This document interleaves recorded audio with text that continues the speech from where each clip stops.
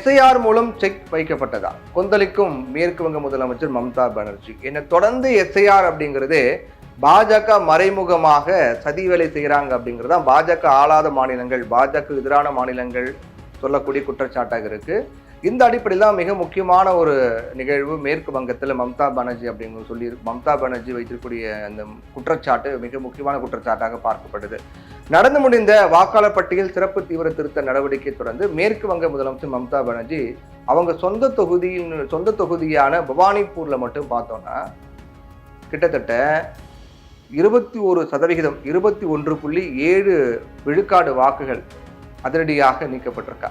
இப்போ மேற்கு வங்க மாநிலத்தில் திரிணாமுல் காங்கிரஸ் கட்சியினுடைய ஆட்சி நடக்கிறது எல்லாருக்கும் தெரியும். அந்த கட்சியினுடைய தலைவராக மம்தா பானர்ஜி முதலமைச்சராக இருக்கார், எல்லாருக்கும் தெரியும். கடந்த 2021 நடந்த சட்டமன்ற தேர்தலில் 2 தொகுதியில மம்தா பானர்ஜி போட்டிக்கிட்டாங்க. இப்போ நந்திகிராம் அப்புறம் பாவனிப்பூர் சட்டசபை தொகுதிகளில் போட்டிக்கிட்டாங்க. இதுல நந்திகிராம் தொகுதியில மம்தா பானர்ஜி தோல்வி அடைஞ்சாங்க. ஒரு பெரிய அதிர்ச்சி. அந்த தொகுதியில மம்தா பானர்ஜியுடைய கட்சி சார்பில் எம்எல்ஏவாக இருந்த சுபேந்த அதிகாரி பாஜக சார்பில் போட்டிக்கிட்டாரு. அவரை வீழ்த்த மம்தா பானர்ஜி களமிறங்கினாங்க.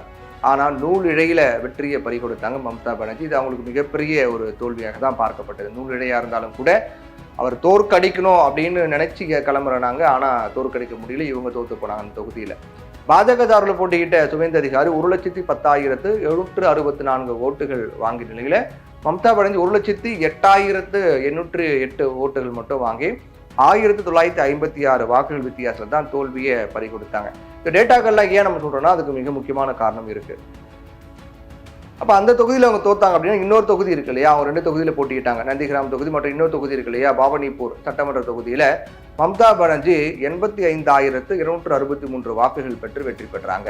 இவர் எதிர்த்து களமிறங்கிய பாஜக வேட்பாளர் பிரியங்கா பிரேவால் 26,428 வாக்குகள் மட்டும் பெற்று மம்தா பானர்ஜி 58,835 வாக்குகள் வித்தியாசத்தில் வெற்றி பெற்றாங்க. மிகப்பெரிய வெற்றியாக பார்க்கப்பட்டது. தமிழகத்தை போல அடுத்த ஆண்டு மேற்கு வங்கத்திலையும் சட்டமன்ற தேர்தல் நடக்கிறது. இதனாலதான் அங்க தமிழ்நாட்டை போல மேற்கு வங்கத்திலையும் எஸ்ஐஆர் எனப்படக்கூடிய ஸ்பெஷல் இன்டென்சிவ் ரிவிஷன் சிறப்பு தீவிர திருத்த வாக்காளர் பட்டியல்ல நடத்தப்பட்டது. அப்போ அதோட முடிவுகள்லாம் அந்த வரை வாக்காளர் பட்டியல் அங்க வெளியிட்டாங்க. தமிழ்நாட்டில் 19 அப்படின்னு இருக்கும்போது அங்க மேற்கு வங்கத்தில் வெளியிட்டாங்க அப்படின்னா அந்த வரை வாக்காளர் பட்டியல் வெளியான ரிசல்ட் அப்படிங்கிறதா மிகப்பெரிய அதிர்ச்சியை அந்த ஸ்டேட்டுக்கு ஏற்படுத்தியிருக்கு. ஏன்னா மம்தா பானர்ஜி எம்எல்ஏவாக இருக்கக்கூடிய தொகுதி இருக்கு இல்லையா, பாவனிப்பூர் தொகுதி இருக்கு இல்லையா, அந்த சட்டசபை தொகுதியில் மட்டும்தான் வாக்காளர்கள் எண்ணிக்கையில 21.7% பேரை நீக்கம் பண்ணியிருக்காங்க. ஏன்னா அங்கதான் அவங்க ஓரளவுக்கு செல்வாக்கா இருக்காங்க. அந்த தொகுதி அவங்களுடைய கோட்டையாக பார்க்கப்படுது. அப்ப இன்னொரு தொகுதியில போட்டி நந்திகிராம் தொகுதியில போட்டிட்டு தோல்வி அடைஞ்சாங்களா, அங்கெல்லாம் கரெக்டா இருக்கு. எங்க மம்தா பானர்ஜி ஜெயிச்சாங்களோ அங்கதான் அதிகமான வாக்கு நீக்கப்பட்டிருக்கு, வாக்காளர்கள் நீக்கப்பட்டிருக்காங்க.